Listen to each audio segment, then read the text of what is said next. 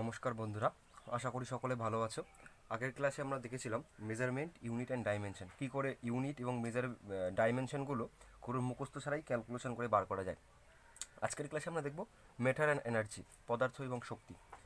তো পদার্থ এবং শক্তি জানার আগে আগে দেখতে হবে হোয়াট ইজ ম্যাটার, বা পদার্থ কী, পদার্থটা কী, হোয়াট ইজ ম্যাটার ফার্স্টটাকে দেখতে হবে। পদার্থ মানে, যদি আমি ফিজিক্সের কথাই বলি, যা ইন্দ্রিয় গ্রাহ্য, যার ভর আছে, যা কিছুটা স্থান দখল করে থাকে, তাদের আমরা পদার্থ বলি। যেমন কি জল, বায়ু, তামা, অক্সিজেন, যাই বলি, যে কোনো একটা পদার্থ। এই পেনটা, এটা একটা পদার্থ। মানে এইটাকে যদি আমি এটা রাখি, নির্দিষ্ট স্থান দখল করে থাকবে, এর ভর আছে এবং এটা ইন্দ্রিয় গ্রাহ্য।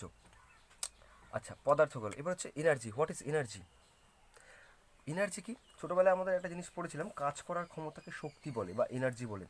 মানে কাজ করার ক্ষমতাকে আমরা শক্তি বলে। শক্তিকে অ্যাকচুয়ালি আমাদের চোখে দেখা যায় না, কিন্তু মানে শক্তি ইন্দ্রিয়গ্রাহ্য কিন্তু ভরহীন। মানে এনার্জির কথা যদি বলতে হয়, এনার্জিটা ছোটোবেলায় আমরা বলতাম যে কাজ করার সামর্থ্যকেই আমরা শক্তি বলছি। ধরো আমি এক জায়গা থেকে আরেক জায়গায়, ধরো এ নামক একটা স্থান থেকে বি নামক একটা স্থানে হেঁটে গেলাম। তাহলে এই যে এ নামক স্থান থেকে বি নামক স্থানে হেঁটে যেতে এই যে একটা কার্য করছি, তাহলে এই করতে যেই সমর্থর জন্য আমি কাজটা করতে পারছি, তাকে আমরা বলছি এনার্জি। এনার্জি কিন্তু অবশ্যই ইন্দ্রিয়গ্রাহ্য, কিন্তু এর মানে ভরলেস, মানে মাসলেস, মানে কোনো ভর নেই এর। ওকে। আচ্ছা, এই দেখলাম কি পদার্থের কি থাকে, ভর বা মাস। কি বললাম, পদার্থের কি থাকে, ভর। আচ্ছা, ভরটা কি বোঝার সাথে সাথে আমি পাশাপাশি আরেকটা জিনিস রাখি, ভার, যেটা খুবই কনফিউজিং অনেকের। ভার বা ওজন যেটাকে আমরা বলি, একদম পার্থক্য আকারে দেখব যে ভর আর ভারের মধ্যে তফাৎটা কী। ভর আর ভার, এই দুটোর মধ্যে বেসিক তফাৎটা কী? তো এটাকে ইংলিশে মাস বলছে ভরকে, আর ভারকে আমরা ইংলিশে কি বলছি, ওয়েট বলছি। তো ভর, প্রথমে বুঝতে হবে যে ভর, সাপোজ ধরো যে এই পেনটা রাখলাম, সাপোজ এই পেনটা যে পরিমাণ মেটেরিয়াল দিয়ে তৈরি, এর মধ্যে যে পরিমাণ বস্তু আছে, সেই বস্তুকেই আমরা বলছি কি ভর। যে পরিমাণ পদার্থ দিয়ে তৈরি, সেটাকেই আমরা কি বলছি, ভর। আর এই পেনটাকে আমি এখানে রাখলাম, আমি এই পেনটাকে পৃথিবী তার নিজের কেন্দ্রের দিকে যে বল দ্বারা আকর্ষণ করছে, সেই বলটাকেই আমরা কি বলছি, ওজন। কি বললাম, যে যেই বল দ্বারা পৃথিবী তার নিজের কেন্দ্রের দিকে এই পদার্থটাকে আকর্ষণ করছে, সেটাকে বলছি ভার বা ওজন। আর এই পদার্থটা যা দিয়ে তৈরি, সেটা হচ্ছে কি আমার ভর। এইটা একটু মনে রাখতে হবে। এইবার ভর আর ভারের মধ্যে বেসিক ডিফারেন্সটা দেখি। তাহলে কি বললাম, বুঝলাম যে এটা কি পদার্থ দিয়ে তৈরি। ধরো সাপোজ বললাম এর মধ্যে 5 কেজি মেটেরিয়ালস আছে, তাহলে 5 কেজিটা হচ্ছে ভর। এইবার এর তো কোনো নির্দিষ্ট দিক বোঝাচ্ছে না, তাই না? কারণ এটা কী দিয়ে তৈরি সেটাই বোঝাচ্ছে। তাহলে এর নির্দিষ্ট দিক বোঝাচ্ছে না, তাহলে অবশ্যই এটা কী রাশি, স্কেলার রাশি।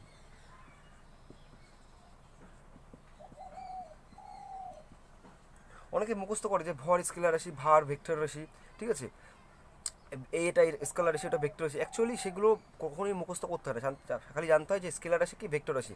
স্কেলার রাশি আমি প্রথম দিনের ক্লাসে বলেছিলাম, স্কেলার রাশি কি, ভেক্টর রাশি, আগের ক্লাসটা দেখে নিও একদম প্রথম ক্লাসে। তো সেইটা জানলেই যে কোনো জিনিস বের করা যায়। তো স্কেলার রাশি এটা। আচ্ছা, ভারটা কি বললাম, নির্দিষ্ট দিকে টানছে। সাপোজ ধরো পৃথিবীর সারফেস এটা, ভূপৃষ্ঠ, আমি এর উপরে একটা বস্তুকে রাখলাম। এইবার এটা হচ্ছে পৃথিবীর কেন্দ্র।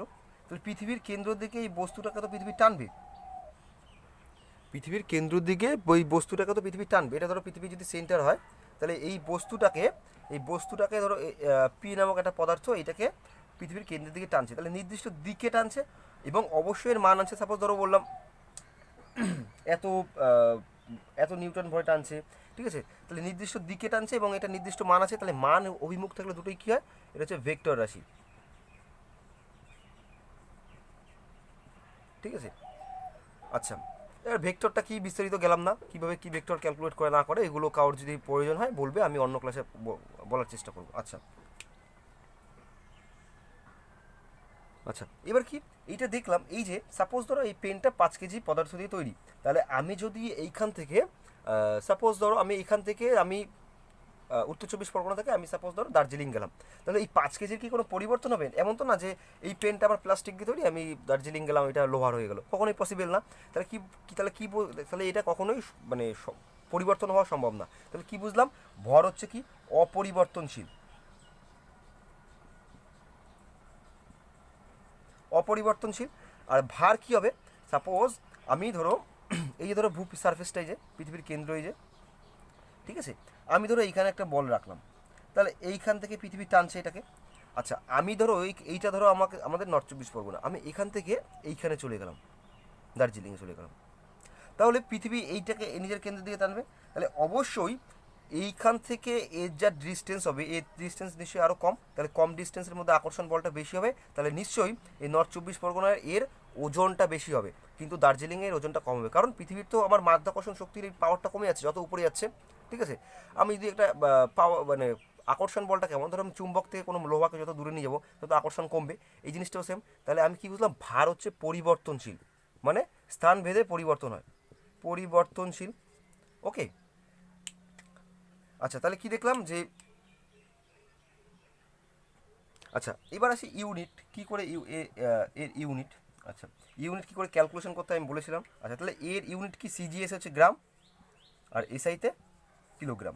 আচ্ছা, এর ইউনিট কি হবে, সিজিএস এতে বল, একটা বল আকর্ষণ করছে, তাহলে বলের ইউনিট সিজিএস এ নিউটন, আর এসআইতে ডাইন। তাহলে সিজিএস এ নিউটন, এসআইতে ডাইন। তাহলে আশা করি বোঝাতে পারলাম ভর আর ভারের মধ্যে বেসিক ডিফারেন্সটা কি। আরেকটা জিনিস বলা যায়, এইটাকে এই ভরকে মাপতে গেলে আমাদের সাধারণ তুলার প্রয়োজন, সাধারণ তুলার প্রয়োজন। আর এইটাকে মাপতে গেলে, দাগ নাম্বারগুলো একটু ভুলভাল দেওয়া আছে, এইটাকে মাপতে গেলে আমার স্প্রিং তুলার প্রয়োজন, স্প্রিং তুলার যন্ত্রের সাহায্যে আমাদের ভার মাপা হয়, আর ভর মাপা হয় সাধারণ তুলা যন্ত্রের সাহায্যে। আচ্ছা, আর কিছু ভ্যারিয়েশন দেখতে হবে, যে আমরা তো বললাম যে পৃথিবীর এই যে পৃথিবী পৃষ্ঠটা, এই যে কোনো বস্তু রাখলাম, তাহলে এইটা আমার ভার তো কন্টিনিউয়াসলি চেঞ্জ হচ্ছে, আমার পৃথিবীর দিকে উপরের দিকে গেলে ভার কমছে, এবং নিচের থেকে একদম যদি কেন্দ্রে যাই তখনও শূন্য। তাহলে এইটার একটা খুব এমসিকিউ টাইপ কোশ্চেন আছে, যেটা পরীক্ষায়, যে পরীক্ষায় একটা এখান থেকে এমসিকিউ টাইপ কোশ্চেন আছে, পরীক্ষায় এই ভারের উপর থেকে একটা এমসিকিউ টাইপ কোশ্চেন আছে, কীরকম জিনিস, যেমন হচ্ছে প্রথমে এই যে ভূপৃষ্ঠ, এইটা, এইখান থেকে আমি যদি কেন্দ্রে যাই একদম, তাহলে কেন্দ্রে কী হবে, বস্তুর ভার, কেন্দ্রে বস্তুর ভার হচ্ছে শূন্য। আচ্ছা, আর কোথায় শূন্য হবে, কৃত্রিম উপগ্রহ বা স্যাটেলাইট, কৃত্রিম উপগ্রহে বস্তুর ভার শূন্য। বেশি কোথায়, এই ভূপৃষ্ঠের উপর সব থেকে বেশি, মানে ভূপৃষ্ঠের উপর সব থেকে বেশি হচ্ছে তোমার আমার ওই কোনো বস্তুর ভার, কেন্দ্রে গেলে শূন্য, আর কৃত্রিম উপগ্রহ বা স্যাটেলাইটে গেলেও শূন্য। আচ্ছা, আরেকটা জিনিস, যে চাঁদের সাথে, মানে ধরো আমার পৃথিবী থেকে, এই পৃথিবীর সারফেস থেকে আমি কোনো পদার্থকে আমি চাঁদে নিয়ে গেলাম, তখন কী হবে, যে এর মোট ভারটা 1/6 কমবে। মানে এটা পরীক্ষায় কিন্তু ডিরেক্ট আরআরবিতে এরকম আগেরবার কোশ্চেন এসেছিলো, আরআরবি টেকনিক্যালে লোকো পাইলটে এরকম কোশ্চেন এসেছিলো, যে পৃথিবীতে কোনো বস্তুর ওজন যদি 30 কেজি হয়, সরি 30 কেজি তো এখানে আসবে না, 30 নিউটন এত হয়, কোনো বস্তুর ওজন যদি 30 হয়, তাহলে সেটা চাঁদে গেলে কত হবে, মানে 1/6 গুণ কমে যাবে, এর মাধ্যাকর্ষণ শক্তির পরিমাণ 1/6 গুণ কম পৃথিবীর থেকে। তাহলে কী হবে, 30 × 1/6 মানে 5। তাহলে কোনো বস্তুর ভর যদি পৃথিবীতে 30 হয়, তাহলে চাঁদে কত হবে, 5 হবে। কোনো বস্তু যদি পৃথিবীতে যদি 36 হয়, চাঁদে হবে 6, মানে 6/1 হচ্ছে চাঁদে, মানে পৃথিবীতে যদি 6 কেজি হয়, চাঁদে গেলে আমার হবে 1 কেজি। আচ্ছা, এবার আমরা আসি অভিকর্ষ বা গ্র্যাভিটি। এটা জিনিসটা কি, অভিকর্ষ বা গ্র্যাভিটি মানে বলছে পৃথিবীর কাছাকাছি কোনো, মানে পৃথিবীর কাছাকাছি থাকা কোনো বস্তুকেই পৃথিবীটার একটা কেন্দ্রের দিকে একটা বল দ্বারা আকর্ষণ করে, তো যেই বল দ্বারা আকর্ষণ করছে সেটাকে হচ্ছে আমরা বলছি যে অভিকর্ষ বা গ্র্যাভিটি। বলছে কি, ধরো পৃথিবী পৃষ্ঠেরা, সাপোজ এইখানে আমার একটা বল আছে, এইখানে একটা বল আছে বা পদার্থ যা খুশি হতে পারে, এই হচ্ছে পৃথিবীর কেন্দ্র, এই কেন্দ্রের দিকে এই একটা বল দ্বারা পৃথিবী এটাকে আকর্ষণ করে, এই বল দ্বারা এটাকে আকর্ষণ করে, তাই এটাকে বলছে এই বলটাকেই বলছে হচ্ছে অভিকর্ষ। আচ্ছা, যদি তাহলে কি বুঝলাম, তাহলে এই অভিকর্ষ মানে অভিকর্ষের মান কমবে কখন, উপরের দিকে উঠলে, পৃথিবী থেকে যত উপরের দিকে উঠবে তত আমার অভিকর্ষের মান আস্তে আস্তে হ্রাস পাবে। এবার অভিকর্ষ বলতে গেলে অভিকর্ষ ত্বরণ, মানে অ্যাক্সেলারেশন ডিউ টু গ্র্যাভিটি যেটা বলছে, অভিকর্ষ ত্বরণ ওটা কি, যে অভিকর্ষের মানে ক্রিয়ার জন্য অবাধে ভূপৃষ্ঠে পতনশীল কোনো বস্তু সময়ের সাপেক্ষে যে বেগ পরিবর্তন করছে। আগে অভিকর্ষ আর অভিকর্ষ ত্বরণ,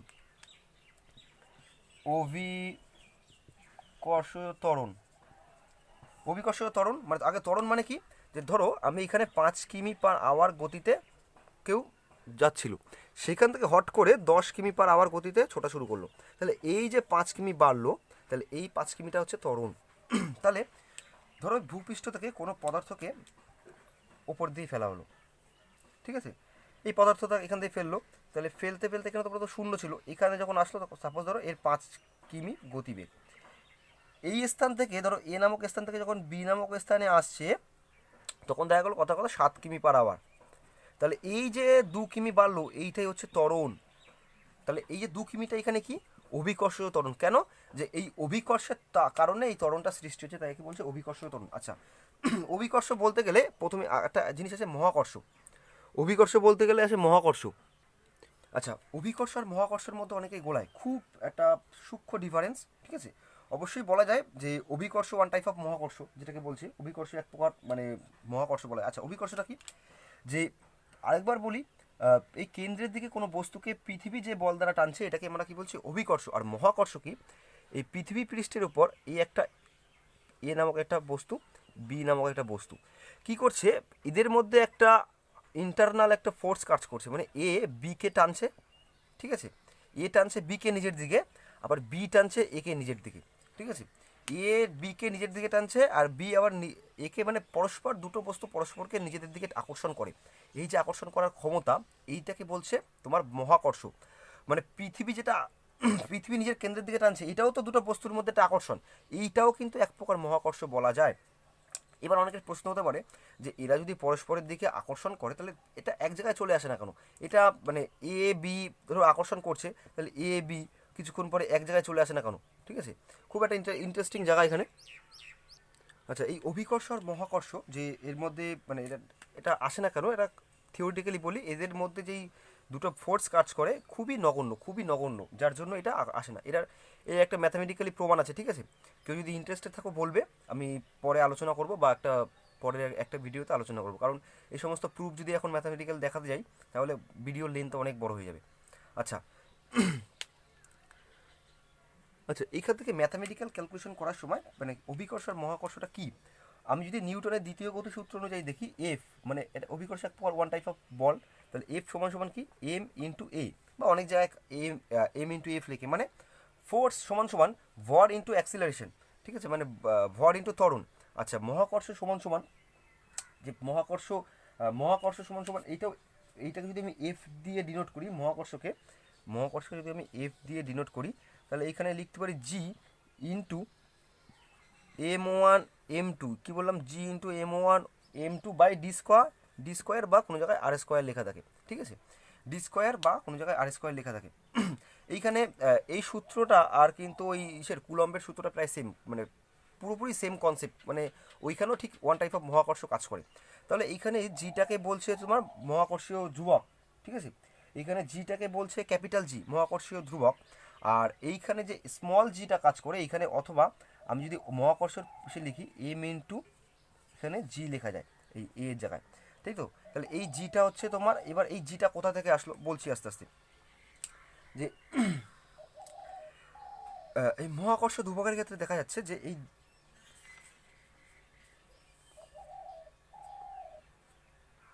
আচ্ছা, এইখানে এই জি এর মানটাকে বলি 9.81 বা অনেক জায়গায় 82 লেখে, ঠিক আছে, 9.81 মিটার/সেকেন্ড স্কোয়ার,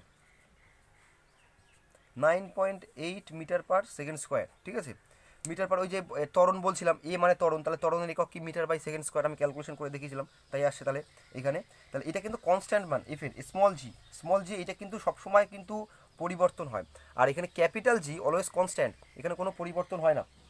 এই ক্যাপিটাল জি এর মান আমরা কখনোই মানে পৃথিবীর যে কোনো প্রান্তে যাই কেন ক্যাপিটাল জি এর মান সাধারণত পরিবর্তন হয় না, খালি ডিস্টেন্সটা বাড়লেই ক্যাপিটাল জি এর মান পরিবর্তন হবে। তো ক্যাপিটাল ক্যাপিটাল জি এর মান কত, 6.67 divided by 10⁻11 newton metre square, newton metre square by KG square, ঠিক আছে, 6.67 into divided by 10⁻11 newton metre square by KG square হচ্ছে ক্যাপিটাল মানে জি এর মান। তো স্মল জি আর ক্যাপিটাল জি এর মধ্যে তফাৎটা বোঝাতে পারলাম। এটা কিন্তু পরীক্ষায় এর ভ্যালুগুলো ডিরেক্ট দিয়ে দেয় আর খুব কাজে লাগে।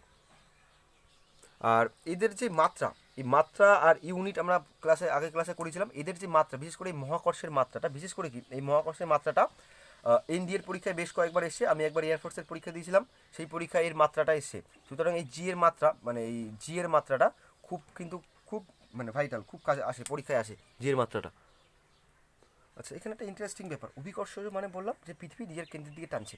তাহলে পৃথিবী যে বল দ্বারা নিজের কেন্দ্রের দিকে টানছে, আমি যদি সেই বলের বিরুদ্ধে কাজ করতে পারি, সাপোজ ধরো পৃথিবী কথার কথা একটা নির্দিষ্ট বলে টানছে।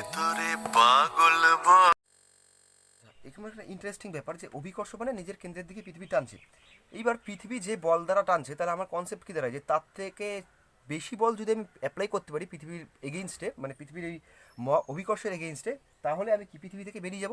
তাহলে একটা পৃথিবীর যেই বল দ্বারা টানে, তাহলে সেটা হচ্ছে ধরো 11.2 কিমি পার সেকেন্ড। যদি আমি এত গতিতে কোনো বস্তুকে যদি পৃথিবীর ভূপৃষ্ঠ থেকে ওপরের দিকে ছুটতে পারি, 11.2 কিমি পার সেকেন্ড গতিতে, যদি কোনো ন্যূনতম এই গতি, মানে এটা লাগবে, এর থেকে বেশি হলে হতে পারে, যে ন্যূনতম এই গতিতে যদি কোনো বস্তুকে আমি পৃথিবী থেকে ওপরের দিকে ছুটতে পারি, তাহলে কী হবে, সেই বস্তুটা আর পৃথিবীতে ফিরে আসবে না। ঠিক আছে, সেই বস্তুটা আর পৃথিবীতে ফিরে আসতে পারবে না, একদম পৃথিবীর পৃষ্ঠ ছেড়ে বেরিয়ে যাবে, কারণ পৃথিবীর ফোর্সটা এই ম্যাক্সিমাম এতটা। আর এই প্রসঙ্গে বলি যে রকেট পৃথিবী পৃষ্ঠ ছেড়ে যে মহাকাশে যাচ্ছে, রকেটও কিন্তু ন্যূনতম এই ফোর্সটা অ্যাপ্লাই করে। রকেট পৃথিবী মানে অভিকর্ষে বলের বাইরে চলে যাওয়ার জন্য ন্যূনতম কিন্তু এই ফোর্সটা, মানে এর থেকে অবশ্যই অনেক বেশি থাকে, ন্যূনতম এই ফোর্সটা অ্যাপ্লাই করতে হয় রকেটকে। আচ্ছা, এদের মধ্যে মাত্রার তফাৎ দেখি, মাত্রা, ঠিক আছে, তা এদের মধ্যে মাত্রাটা যদি দেখি, তাহলে জি এর মাত্রা আমি কি দেখলাম, newton into metre square by KG square. আর এর মাত্রা কি, যে এই আমি যদি অভিকর্ষ ত্বরণ বা গ্র্যাভিটির মাত্রা দেখি, তাহলে গ্র্যাভিটির মিটার বাই সেকেন্ড স্কোয়ার। এটা তো ওয়ান টাইপ অফ ত্বরণ, মানে একরকম অ্যাক্সিলারেশন অভিকর্ষটা, ঠিক আছে, যার জন্য মিটার বাই সেকেন্ড স্কোয়ার। আর এর মাত্রা কত, newton metre by KG square, ঠিক আছে। আরেকবার দেখে দিই কোথায়, যে আমি যদি এটা ক্যালকুলেশন করি, F into G into m1 m2 by D square যদি লিখি, তাহলে এখানে কি হচ্ছে, এইখানে একটা জিনিস বোঝার আছে, আমি যদি এইটাকে নিয়ে আসি, তাহলে জি সমান সমান কী হবে, F into D square by m1 into m2। তাহলে m1 মানে কি, এটা কেজি, এইটা m2 মানে কি, ভর মানে কেজি, তাহলে কেজি গুণ কেজি করলে কত হয়, কেজি স্কোয়ার নিচে আসে। আচ্ছা, এফ মানে কি, ফোর্সের একক কি, নিউটন, এই যে নিউটন। আর ডি মানে কি, দূরত্ব, ডিস্টেন্স, তাহলে ডিস্টেন্সের এসে একক কি, মিটার, তাহলে এই যে মিটার। তাহলে বোঝাতে পারলাম কী করে ইউনিটটা আসে, আগের ক্লাসটা করিয়েছিলাম, ভালো করে যারা কনসেপ্ট বুঝতে পারবেন তারা দেখে নেবে অবশ্যই। এইখানটা ছোটো একটা এমসিকিউ টাইপ অঙ্ক মতো দেখি, যে আমরা কি ধরো সাপোজ একটা বস্তুর ভর বললাম 3 কেজি, ঠিক আছে, এই বস্তুর একটা ভর বললাম 3 কেজি।